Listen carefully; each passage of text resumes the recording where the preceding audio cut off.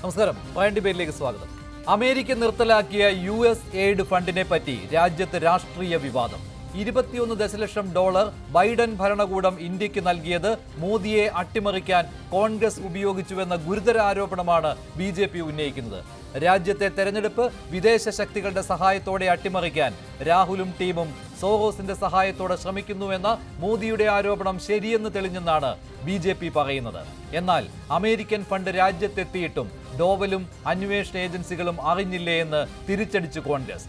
ഇന്ത്യയിൽ മറ്റൊരാളെ തെരഞ്ഞെടുക്കാൻ വോട്ടർമാരുടെ പങ്കാളിത്തം കൂട്ടാനെന്ന പേരിലുള്ള ഫണ്ട് ഉപയോഗിച്ചുവെന്ന ട്രംപിന്റെ പ്രസ്താവനയാണ് BJPക്ക് ആയുധം. 21 ദശലക്ഷം ഡോളർ ഇന്ത്യയിലെത്തിയോ? എങ്ങോട്ട് പോയി?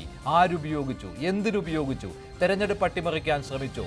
BJP കോൺഗ്രസ് പരസ്പര ആരോപണങ്ങൾക്കിടെ ഒട്ടേറെ ചോദ്യങ്ങൾക്കാണ് ഉത്തരം കിട്ടേണ്ടത്. പ്രൈം ഡിബേറ്റ് ചർച്ച ചെയ്യുന്നു. മോദിയെ അട്ടിമറിക്കാനോ അമേരിക്കൻ ഫണ്ട്?